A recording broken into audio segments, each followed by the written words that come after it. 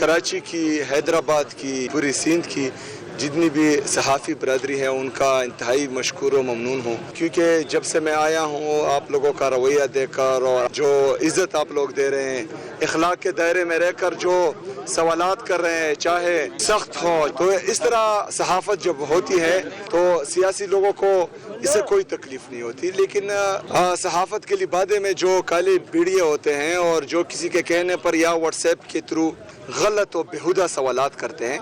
हमें कभी कोई इशू इस बात से नहीं होता कि कोई हमसे सख्त सवालात करें, लेकिन सवालात जब कौमी इशूज़ पर हो, पॉलिसीज़ पर हो, रिफॉर्म्स पर हो, तो उसका जवाब भी बेहतरीन होता है और फिर अक्सर जो गलत सवाल आता है उसका फिर गलत जवाब भी आता है। लेकिन कम से कम यहाँ सिंध की धरती पर हमने आप लोगों से ऐसा कोई सवाल नहीं सुना, तो मैं आपका दिल से शुक्रिया अदा करता हूँ। इसके साथ साथ जो हमारी पाकिस्तान तहरीक इंसाफ कराची की तंजीम है,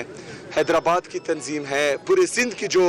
पाकिस्तान तहरीक इंसाफ की तंजीम है, चाहे वो ISF है, इंसाफ यूथ विंग है, वुमेन विंग है, ILF है, लेबर विंग है और बाकी तमाम जितने भी विंग्स हैं, माइनॉरिटी विंग्स हैं,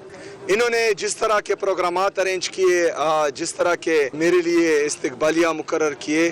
तो मैं उन सबको खिराज तहसीन भी पेश करता हूँ, दाद भी देता हूँ। और जो हमारे बानी पाकिस्तान कायद आज़म मोहम्मद अली जिन्ना साहब का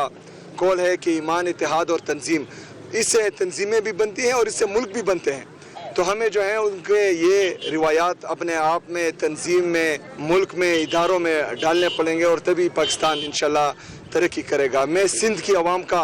इंतहाई मशकूर व ममनून हूँ, क्योंकि यहाँ पर सिंध के दारुल खिलाफा कराची में हर मकतबा फ़िक्र के लोग, हर कौम से लोग आते हैं यहाँ पर, कारोबार के गर्ज से, रोज़गार के गर्ज से आते हैं और जिस तरह की वो उनको खुले दिल से वेलकम कहते हैं और यहाँ से कराची की धरती पर उनको वेलकम कहते हैं, उनको इज़्ज़त देते हैं, उनको जगह देते हैं, तो मैं उनका भी शुक्रिया अदा करता हूँ। लेकिन इसके बरक्स जो सिंध की हुकूमत है, जिन्होंने सिंध की आवाम के मैंडेट पर डाका डाला गया है, उनसे सिंध की अजरक